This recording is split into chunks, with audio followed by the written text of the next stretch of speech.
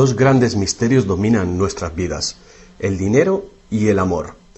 ¿Qué es el amor? Es una cuestión que ha sido largamente explorada en libros, en canciones, en películas y en televisión. Pero no se puede decir lo mismo sobre la cuestión de qué es el dinero. No es de extrañar que las teorías monetarias no hayan generado ninguna película taquillera, pero que ni siquiera se haya mencionado en las escuelas es algo que debe ser analizado con detenimiento. Para muchos de nosotros, saber de dónde procede el dinero puede ayudar a afrontar el mito de la creación del dinero y la emisión del papel moneda. Lo que mucha gente cree es que el dinero lo crea el gobierno. Es cierto, pero solo hasta cierto punto. Estos metales y papeles que generalmente asociamos al dinero son, en realidad, creados por una agencia ligada al gobierno federal, llamada la Casa de la Moneda. Pero la mayor parte del dinero no es creado por ella, sino que lo crean en grandes cantidades cada día corporaciones privadas conocidas como bancos. Muchos creen que el dinero que prestan los bancos es el que han dejado en depósito sus clientes. Esto es lo que se cree, pero no es la verdad. En realidad, los bancos crean el dinero que prestan no de sus ganancias ni de los depósitos, sino directamente de la promesa de los prestatarios de devolverlo. La obligación del prestatario en un papel de préstamo incluye que debe pagar lo prestado más un interés. De lo contrario, perderá la casa, el coche o lo que sea. Es un gran compromiso por parte del prestatario. ¿Cuál es el compromiso por su parte del banco? El banco solo inventa dinero que no posee y lo escribe en la cuenta del prestatario. ¿Suena raro? Pero así es. Para demostrar cómo este milagro de la banca moderna llegó a existir, atiende a esta sencilla historia. Es el cuento de los Goldsmith. Hace un tiempo casi cualquier cosa se utilizaba como dinero. Tan solo tenía que ser portable y suficiente gente tenía que tener fe en que después se podría intercambiar por cosas que todo el mundo valorara, como comida, ropa, ollas, conchas, piedras preciosas, semillas de coco, bonitas piedras e incluso plumas. Todas ellas fueron utilizadas como dinero. El oro y la plata eran atractivas, ligeras y fáciles de llevar, así que algunas culturas se especializaron en trabajar estos materiales. Los trabajadores del oro, los Goldsmith, recuerda este nombre, lo pudieron convertir fácilmente en monedas, estandarizando las unidades de oro en función de su peso y de la pureza, hasta certificarlas. Para proteger su oro, los Goldsmith necesitaban una caja fuerte, y pronto sus vecinos llegaron a su casa para pedirles que les alquilaran un espacio donde guardar su dinero y sus joyas. Al poco, los Goldsmith acabaron alquilando cada estantería de su caja fuerte y cada pequeña cantidad de dinero depositada se convirtió en dinero en sus manos. El tiempo pasó y los Goldsmith hicieron una inteligente observación. Los depositantes raramente volvían a recuperar físicamente su oro, y nunca todos a la vez. Esto se debía a que usaban los cheques de los Goldsmith para comprar en el mercado como si fuera el propio oro. Este dinero de papel era mucho más eficaz que las pesadas monedas, y la cantidad podía ser simplemente escrita en lugar de la laboriosa una por una de las monedas para cada transacción. Mientras tanto, los Goldsmith crearon otro negocio. Prestaban su oro introduciendo un interés. Al tiempo que su papel moneda empezaba a ser aceptado, los prestatarios comenzaron a pedir sus préstamos en forma de estos cheques en lugar del metal. Su industria se expandió mientras más y más gente les pedía guardar su oro, lo que dio a los Goldsmith una idea todavía mejor. Sabía que muy pocos de sus depositantes sacaban su oro alguna vez, así que los Goldsmith pensaron que también podrían escribir más cheques ahora en función de los cheques del oro que habían dejado los depositantes en su cámara, además del oro de los depositantes que guardaban propiamente. Así, con tal de que devolviese el oro a los depositantes que lo desearan recuperar, nadie se daría cuenta del truco. Lo que no se sabe, no se siente. Y los Goldsmith, ahora más banqueros que artesanos, hicieron un mayor negocio del que podrían haber hecho prestando únicamente su propio dinero. Durante años se hicieron un beneficio secreto fabuloso, con los intereses de los depósitos de todos sus vecinos. Pero ahora que se había hecho una prominente figura en el pueblo, se levantaron sospechas de que estaba gastando el dinero de sus depositantes y amenazaron con sacar todo su oro si Goldsmith no explicaba su repentina riqueza.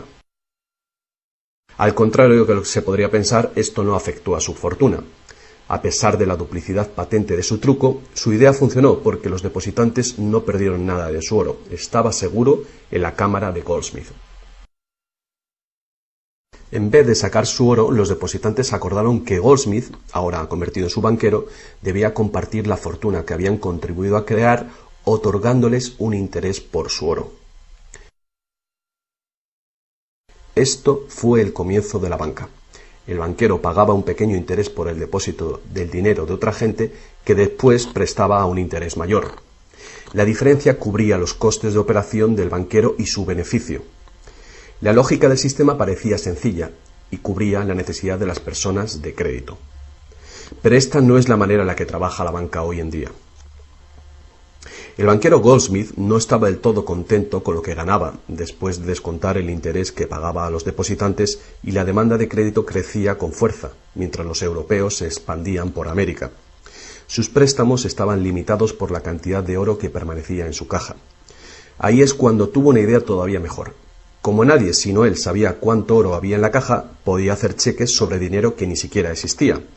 Como los prestatarios no iban a retirar su oro con sus cheques al mismo tiempo, ¿cómo iba alguien a darse cuenta de este truco? Esta nueva cara del negocio funcionó muy bien, y el banquero se hizo inmensamente rico con los intereses de un oro que ni siquiera existía. La idea de que el banquero creaba dinero de la nada era demasiado extraordinaria para creerla. Por lo tanto, el fraude no fue descubierto por la gente durante mucho tiempo. El poder de crear dinero hizo que el banquero se sintiese prepotente, como podrás imaginar. Pero con el tiempo, la cantidad de los préstamos del banquero y su escandalosa riqueza hizo que una vez más se levantara sospechas. Algunos clientes empezaron a reclamar su oro en lugar de la representación en papel. Los rumores se propagaron y todos los demás depositantes acudieron reclamando su oro. El juego se acabó. La marea de propietarios de cheques intentando recuperar su oro creó largas colas, y el banquero no tenía oro y plata suficiente para devolver a sus legítimos propietarios. Esto se llama el pánico de los ahorradores, y es lo que todo banquero teme que suceda. Este fenómeno puede suceder en un determinado banco, pero afecta a la confianza del público en todos los demás banqueros. Todo hubiera sido mucho más fácil si, antes que nada, se hubiera prohibido la creación del dinero desde la nada. Pero las grandes cantidades de crédito eran esenciales para la expansión de los países europeos. Así que, en lugar de prohibir esta práctica, fue legalizada y regulada. Así que los banqueros acordaron poner límites a la cantidad de dinero fraccionado que pudieran hacer. El límite sería mucho mayor que el verdadero valor del oro y plata depositados. Lo normal era $9 artificiales por $1 en oro, es decir, real. Estas disposiciones fueron controladas mediante inspecciones por sorpresa. También se acordó que, en caso de un crack financiero, los bancos centrales apoyarían a los locales con inyecciones de dinero en oro. Solo si cracks en diferentes bancos al mismo tiempo se produjeran y la burbuja de créditos del Banco Central explotara, el sistema podría hacerse añicos y destruirse.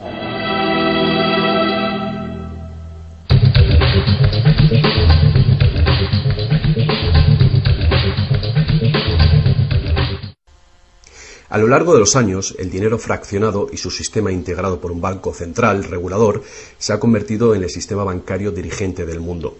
Al mismo tiempo, el sistema fraccional del oro apoyando al dinero como deuda ha desaparecido. La naturaleza básica del dinero ha cambiado. En el pasado, el billete de dólar era un recibo que te permitía cambiarlo por una cantidad de oro o plata determinadas. Ahora, un billete o dólar digital solo puede ser cambiado por otro billete o dólar digital. En el pasado, el crédito creado por los bancos privados solo existía en la forma de billetes de banco que la gente podía rehusar, como ahora se pueden rehusar otros cheques privados.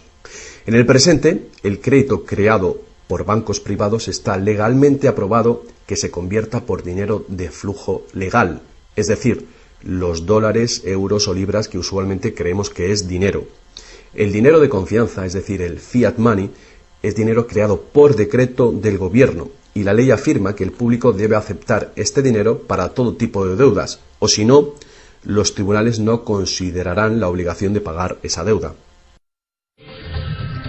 Así que ahora la cuestión es, si tanto los bancos como los gobiernos pueden crear dinero, entonces, ¿cuánto dinero existe? Antes, la cantidad total de dinero en existencia estaba limitada por la cantidad y cualidad física de esa cosa usada como dinero. Por ejemplo, para crear dinero en oro o en plata, se debía extraer una cierta cantidad de estos metales de las minas. En el presente, el dinero es literalmente creado como deuda. Se crea nuevo dinero cada vez que una persona toma un préstamo de un banco. Como resultado, el montante total del dinero que puede ser creado solo tiene un límite: el nivel total de la deuda.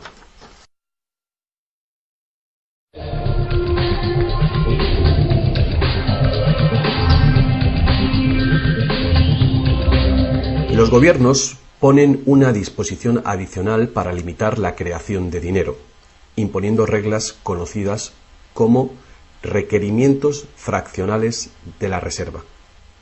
Son arbitrarias en su misma esencia. Estos requerimientos varían de un país a otro y de un tiempo a otro. En el pasado se obligaba a los bancos a tener al menos $1 en oro por cada $10 creados. Hoy en día, la proporción ya no tiene relación con el dinero actualmente en depósito, sino con el dinero creado a su vez de la deuda creada sobre el dinero en depósito en el banco.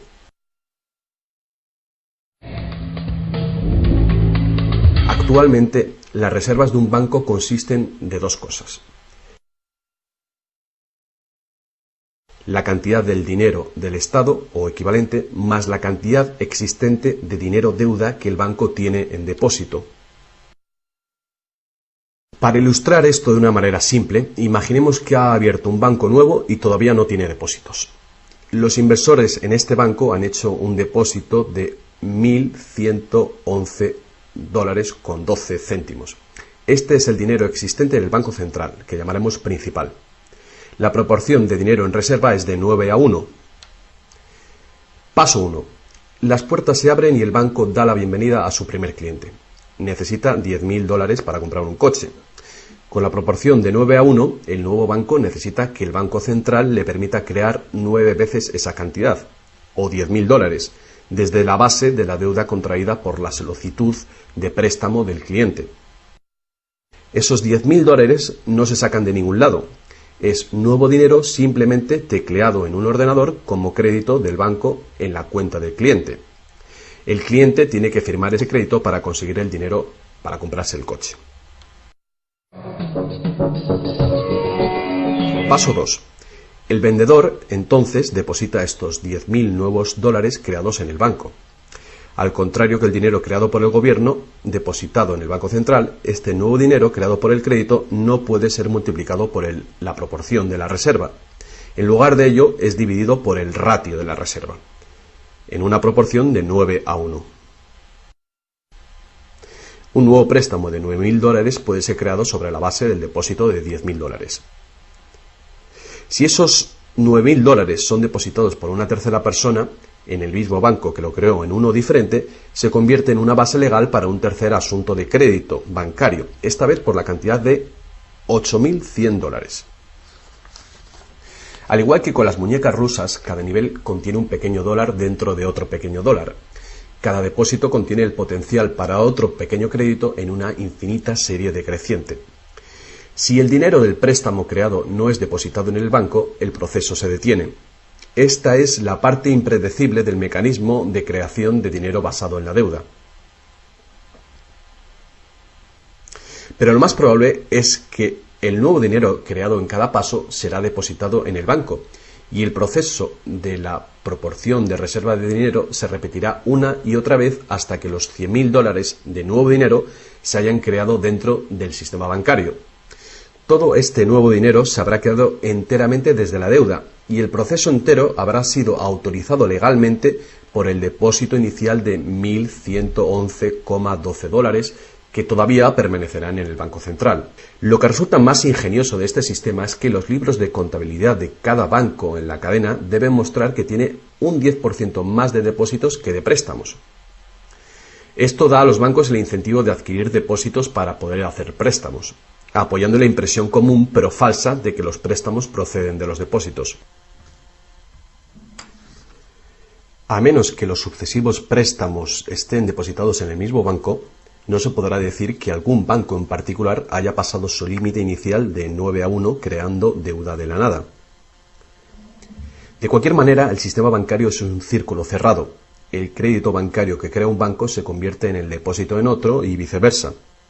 En un hipotético mundo de perfectos intercambios, el efecto último sería exactamente el mismo que si todo el proceso tuviera lugar en un solo banco. Esto es, el depósito en reserva inicial de $1.111,12 permite recolectar intereses por valor de más de $100.000 que el banco nunca ha tenido.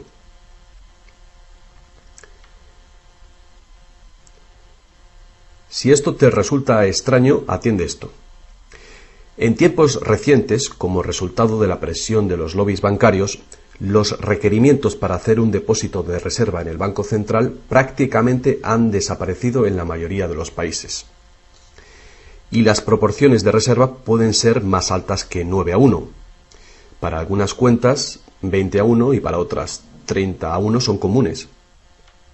E incluso más recientemente, usando tarifas para los préstamos y así aumentar los ratios de requerimiento de reservas de los clientes, los bancos ahora han encontrado una manera de eludir las limitaciones de los requerimientos de la reserva fraccionaria por completo. Así que cuando las reglas son complejas, el sentido común real es bastante simple. Los bancos pueden crear tanto dinero como nosotros podemos pedir prestado.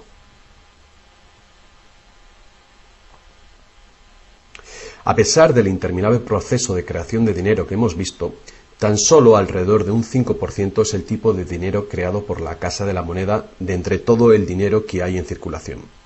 Más del 95% de todo el dinero en el mercado hoy ha sido creado por alguien firmando una solicitud de endeudamiento con un banco. Y lo que es más, este dinero bancario de crédito es creado y destruido en grandes cantidades cada día, según se conceden nuevos préstamos y los viejos son pagados.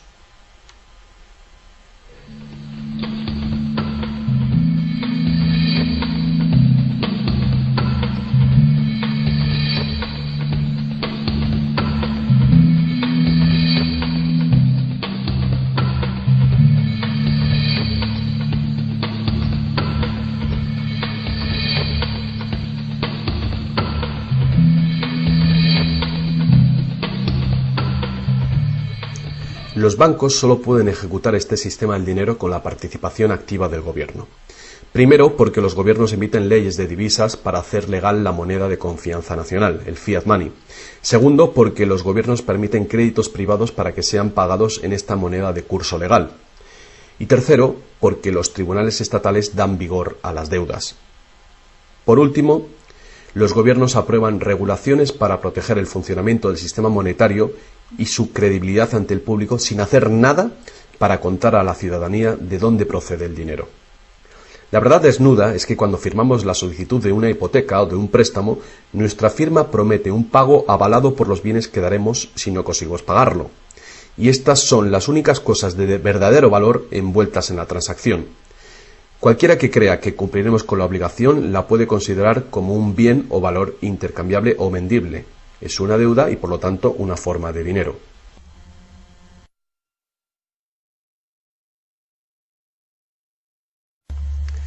Es el dinero que el prestatario intercambia por lo que el banquero llama préstamo. Así que un préstamo en el mundo real quiere decir que el prestamista debe tener algo que prestar. Si tú necesitas un martillo, prestarte la promesa de un martillo que no existe no te va a servir para nada. Pero en el artificial mundo del dinero, un banco promete prestar un dinero que no tiene y se le permite que sea aceptado como dinero. Y nosotros lo aceptamos así.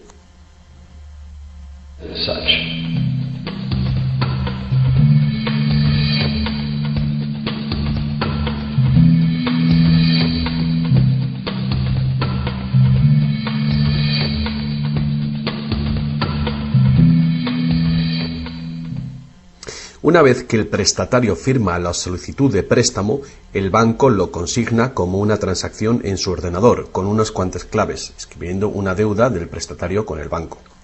Desde el punto de vista del cliente, se convierte en un préstamo de dinero en su cuenta, porque el gobierno permite que esta deuda del banco con el cliente se convierta en dinero gubernamental de confianza, el fiat money, que todo el mundo tiene que aceptar como dinero.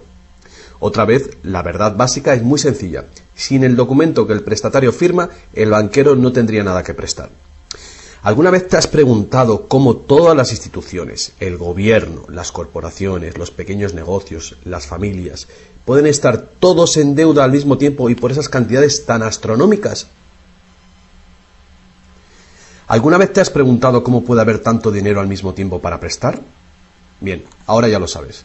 No lo hay. Los bancos no prestan dinero, simplemente lo crean de las deudas, y esa deuda es potencialmente ilimitada, tanto como la emisión de moneda. Y la situación opuesta también es verdadera. ¿No es asombroso que a pesar de la increíble riqueza de recursos, de innovaciones y productividad que nos rodean, casi todos, desde los gobiernos hasta las compañías y los individuos, estén en graves deudas con los banqueros? Si la gente se parara a pensar cómo esto puede suceder, ¿cómo puede ser que la gente que produce la verdadera riqueza en el mundo estén en deuda con aquellos que únicamente prestan el dinero que representa la riqueza? Todavía más alucinante es que una vez que te das cuenta de que el dinero en realidad es deuda, nos damos cuenta de que si no hubiera deuda, no habría dinero.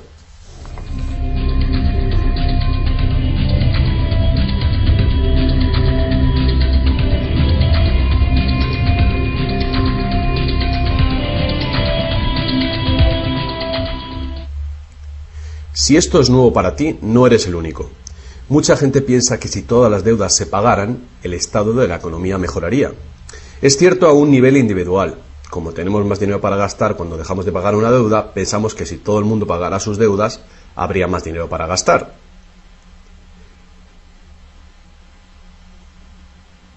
Pero la verdad es justamente la contraria. No habría dinero de ningún tipo. Así es. Somos totalmente dependientes de renovar continuamente el nivel de crédito bancario para que haya dinero en existencia. Sin préstamos no hay dinero, que fue justamente lo que pasó durante la Gran Depresión en Estados Unidos. El suministro de dinero se cortó drásticamente, al tiempo que los suministros de préstamos se cortaban.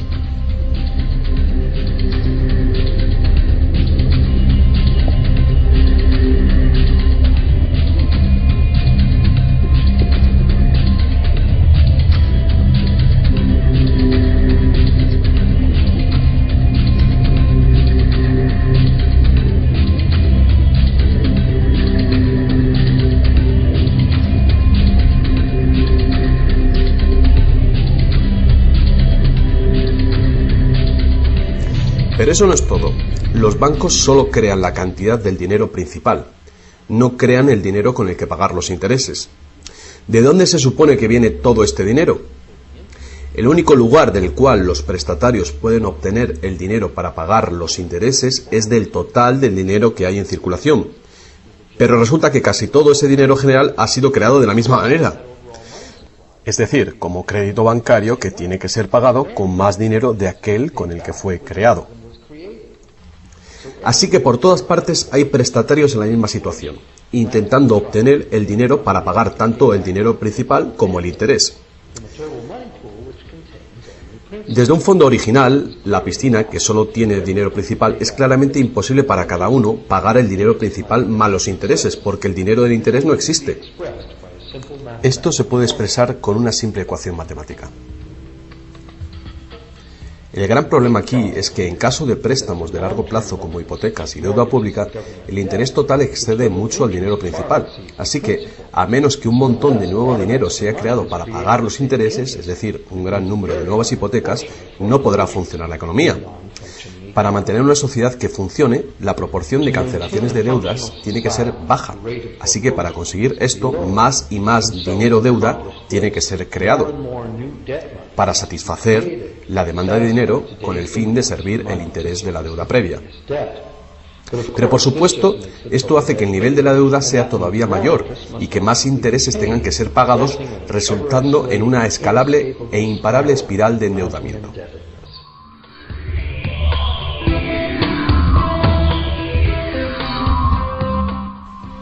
Tan solo el lapso de tiempo entre el dinero creado procedente de los nuevos préstamos y su devolución evita la bancarrota del sistema entero.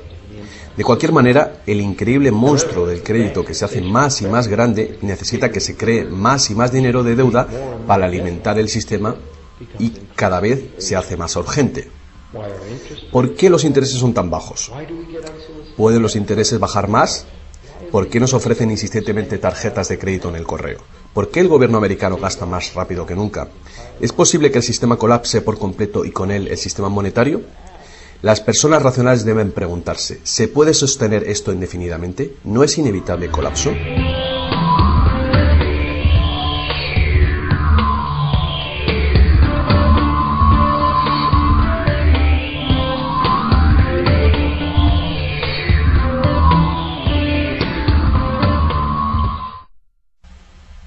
El dinero facilita la producción y el intercambio de bienes. Cuando el suministro de dinero se incrementa, el dinero se convierte progresivamente en menos valioso, a menos que el volumen de intercambios y de suministro de dinero crezcan en la misma proporción. Hasta que nos damos cuenta de esto, cuando escuchamos que la economía crece a un 3% por año, creemos que lo hace en una constante regular, pero no es así. El 3% de este año representa un 3% más de intercambio de bienes y servicios que hace un año, porque es un 3% del nuevo total. En vez de una línea recta como imaginamos sobre las palabras, es una curva exponencial que es cada vez más inclinada. El problema, por supuesto, es que el crecimiento perpetuo de la economía real requiere un perpetuo y escalable uso de los recursos naturales. Más y más cosas tienen que ir desde los recursos naturales hasta los basureros cada año para evitar que el sistema colapse. ¿Qué podemos hacer ante esta terrorífica situación? Una cosa, necesitamos un nuevo concepto del dinero. Es tiempo de que más gente se pregunte a sí misma y a sus gobiernos 4 preguntas muy simples. A lo largo del mundo, los gobiernos piden prestado dinero con interés a los bancos privados. La deuda del gobierno es un componente principal dentro de la deuda total. El pago de esos intereses hace que el gobierno tenga que cargar a los ciudadanos con más impuestos. Ahora que sabemos que los bancos simplemente crean el dinero que prestan, y que los gobiernos les han dado el permiso para hacerlo, la primera pregunta es, ¿por qué los gobiernos eligen pedir prestado a los bancos privados con interés cuando los propios gobiernos podían crear el dinero que necesitan sin ningún interés ellos mismos? Y la segunda gran cuestión es, ¿por qué se crea dinero como deuda? ¿Por qué no se crea dinero que circule permanentemente y que no tenga que ser represtado con intereses para existir? La tercera, ¿cómo puede un sistema monetario funcionar solamente con un crecimiento perpetuo y acelerado y poderse considerar una economía sostenible? ¿No es lógico que el crecimiento perpetuo y acelerado y la sostenibilidad sean incompatibles? Y finalmente, ¿qué es lo que hace que nuestro sistema económico sea tan dependiente del crecimiento perpetuo? ¿Qué es lo que necesitamos crear para que nuestra economía sea sostenible? Hubo un tiempo en el que cargar con interés al préstamo se llamaba usura y era susceptible de severas penas, incluida la muerte. Todas las grandes religiones prohibían la usura. La mayoría de los argumentos contra la práctica de la usura eran morales. Se entendía que la única función legítima del dinero era la de ser un medio de intercambio de bienes y servicios. Cualquier manera de ganar dinero procedente del dinero se consideraba labor de un parásito o de un ladrón. Sin embargo, al tiempo que aumentaban las necesidades de crédito en el comercio, el argumento moral cedió paso al razonamiento de que prestar representa riesgo y pérdida de oportunidad para quien presta, y por lo tanto, cobrar por este coste era justo. Hoy en día, estas ideas parecen triviales. Actualmente, la idea de ganar dinero del dinero se considera la mejor ocupación que hay. ¿Para qué trabajar si tu dinero puede trabajar por ti? Sin embargo, para tener un futuro sostenible, queda claro que el cobro de interés es un problema moral y práctico al mismo tiempo. Imagínate una sociedad y una economía capaces de perdurar siglos porque en lugar de acaparar sus reservas capitales de energía, se autorrestringiera según sus ingresos actuales. Ya no cosecharía más madera que crezca en el mismo periodo. Toda la energía sería renovable, solar, eólica, gravitatoria, magnética, y las demás que se descubran. La sociedad se sostendría dentro de los límites de sus recursos, ya que reutilizaría o reciclaría todo y la población se mantendría. Tal sociedad no podría existir si estuviera dependiente de un sistema monetario que a su vez depende del crecimiento acelerado perpetuo. Tal economía sostenible necesitaría un sistema monetario también capaz de sostenerse sin crecimiento. Digamos que todo el dinero en circulación se representa por este círculo. Además, imaginemos que los prestadores de dinero también tienen dinero verdadero para prestar. Pero si algunas personas dentro del sistema empiezan a prestar dinero cobrando interés por ello, entonces su parte del suministro total del dinero aumentaría. Y si siguen prestando todo el dinero que se devuelva, cobrando siempre interés por ello, ¿cuál sería el inevitable resultado? Ya sea oro, dinero confianza o de deuda, no importa. Los prestadores de dinero acabarían con todo el dinero. Y después todos pasaríamos a estar en quiebra y ellos acabarían con toda la propiedad real. Solo si los beneficios de prestar dinero con interés fueran equitativamente distribuidos entre la población, se podría resolver este problema. Fuertes impuestos sobre los beneficios de los bancos podrían posibilitar este equilibrio, pero entonces no habría incentivo para los bancos. Si fuéramos capaces de liberarnos de la situación actual, podríamos imaginar la banca como un servicio social sin ánimo de lucro. Diseminando sus beneficios a la sociedad como un dividendo universal de los ciudadanos, prestando sin cobrar interés alguno.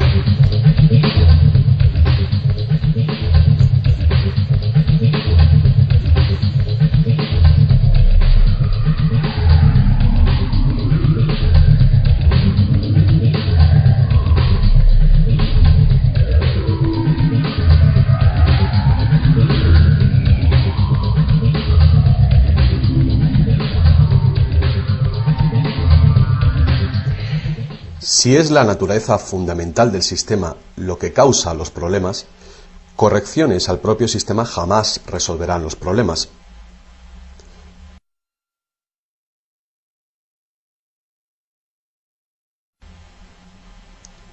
El sistema en sí debe ser reemplazado. Muchos críticos del sistema monetario hacen llamamientos a la vuelta al estándar del oro, insistiendo que el oro tiene una larga historia de confianza. Pero ignoran las muchas trampas que se puede hacer con el oro: limar las monedas, alterar el metal, monopolizar el mercado, todas prácticas habituales en la antigua Roma que contribuyeron a su caída. Algunos defienden la plata por ser más abundante que el oro y así más difícil de monopolizar. Muchos dudan de la idea de volver al uso de los metales preciosos en absoluto. Nadie quiere volver a llevar bultos de monedas para ir de compras. Es cierto que el dinero de papel, el plástico, el digital o más probablemente dinero de identidad biométrica tendría el mismo potencial de crear dinero de crédito sin límite, igual que tenemos ahora. Yendo más allá, si el oro fuera nuevamente la única base legal para el dinero, los que no tengamos oro nos quedaríamos sin dinero. Otros críticos del sistema monetario insisten en que la codicia y la deshonestidad son los principales problemas, y que puede haber un sistema más equitativo que volver al estándar de plata o de oro. Muchos grandes pensadores han sugerido maneras alternativas para crear dinero. Muchos sistemas de intercambio crean dinero como deuda de la misma manera que hacen los bancos, pero se hace transparentemente y sin cobro de interés. Por ejemplo, un sistema de trueque expresa la deuda como horas de trabajo, considerando el valor de todo trabajo igual y a la par con el dólar, y así permite que la hora de trabajo sea igualada con el precio del dólar de los bienes y servicios. Este tipo de sistema puede organizarlo cualquier persona capaz de gestionar la contabilidad. La preparación ahora de sistemas de trueque a nivel municipal sería prudente en previsión del inminente colapso del sistema actual. La reforma monetaria, al igual que la reforma electoral, es un tema muy polémico. Es una reforma que requiere una voluntad de cambio y de pensar, fuera del cubículo habitual. La reforma monetaria, igual que la reforma electoral, no vendrá fácilmente, ya que los más privilegiados por el sistema existente actualmente harán todo lo posible para mantener sus ventajas. Ahora que hemos visto que el dinero es solo una idea y que en realidad el dinero puede ser cualquier cosa que concebimos, os presento un único sistema monetario para tu consideración. Este modelo está basado en sistemas que funcionaron bien en el pasado, sistemas en Inglaterra y en Estados Unidos que fueron destruidos por los banqueros Goldsmith con su sistema de reserva fraccional. Para crear una economía basada en dinero libre de interés, el dinero puede ser creado y gastado por el gobierno creando infraestructuras para la economía, tales como carreteras, puentes, ferrocarriles, puertos y mercados públicos. Este dinero no sería creado como deuda, sino como valor. Este valor serían las infraestructuras que pagaron con ello. Si este nuevo dinero proporciona más comercio, requiriendo su uso, no produciría inflación alguna. En el caso de que los gastos gubernamentales sí causaran devaluación o inflación, habría dos posibilidades para resolverlo. La inflación es equivalente a un impuesto plano sobre el dinero. No importa si el valor del dinero se devalúa en un 20% o si el gobierno nos quita con impuestos un 20%. El efecto en nuestro poder adquisitivo es el mismo. De esta manera, la inflación, en lugar de impuestos, podría ser políticamente aceptable con tal de que sea debidamente empleada. El gobierno podría contrarrestar la inflación recaudando impuestos y eliminando este dinero del mercado. Así reduciría el suministro de dinero y restauraría su valor. Para controlar la deflación, la caída de precios y sueldos, el gobierno sencillamente gastaría más dinero.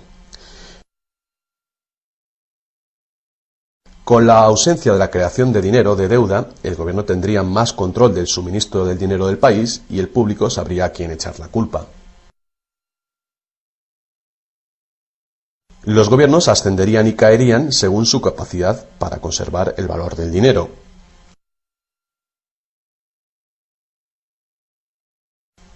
El gobierno dependería de los impuestos como ahora, pero los impuestos llegarían mucho más lejos, ya que ninguna parte de ellos se gastaría en pagar intereses a los banqueros.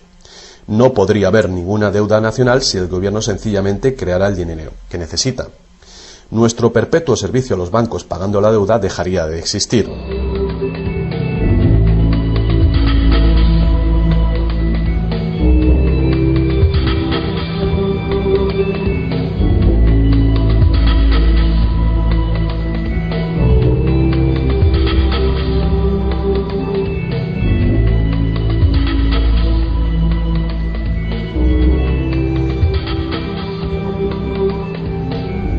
Lo que no nos han enseñado es que democracia y libertad son, de hecho, una forma ingeniosa de dictadura económica. Mientras toda nuestra sociedad dependa de un suministro de crédito bancario para sus necesidades monetarias, los banqueros serán quienes deciden quién tendrá el dinero que se necesita y quién no. And who doesn't.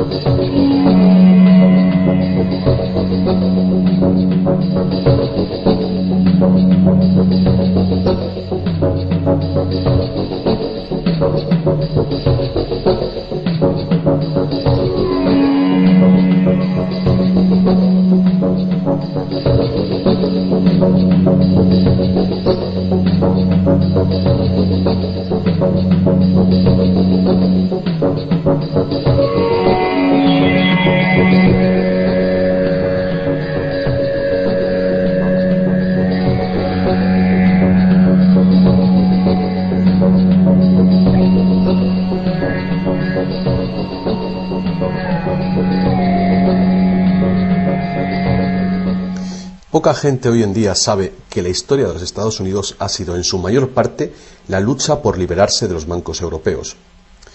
Esta lucha llegó a su fin en el año 1913, cuando el presidente Wilson ratificó el Acta de la Reserva Federal, permitiendo así al cártel de banqueros internacionales controlar el dinero de Estados Unidos.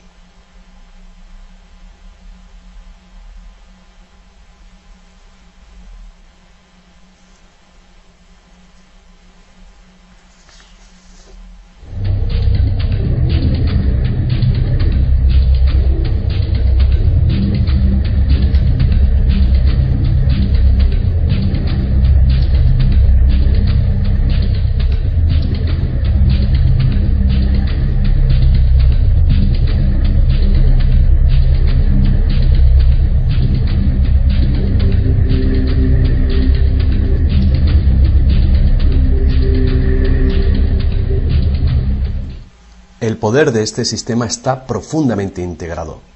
También lo está el silencio del tema entre los medios de información y en la educación. Hace años, un primer ministro canadiense hizo una encuesta entre centenares de personas, no economistas, especialistas altamente formados y personas de a pie. La encuesta reveló que ni un solo encuestado tenía un conocimiento preciso de cómo se crea el dinero. De hecho, descubrió que hasta los empleados bancarios ni siquiera habían contemplado alguna vez el asunto. ¿Y tú? Have you?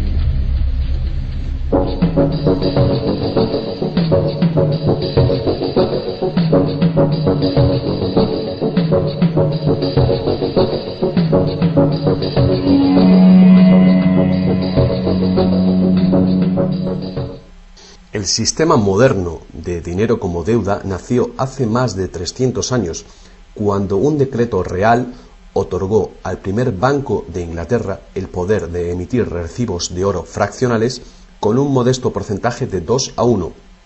Este porcentaje fue solo el principio, el primer paso. El sistema ahora es global, crea cantidades de dinero sin límites desde la nada y tiene a casi todos los seres humanos del planeta encadenados a una cadena de deuda que nunca puede ser pagada. ¿Pudo haber ocurrido todo por accidente o es una conspiración? Evidentemente, algo muy gordo se está jugando aquí.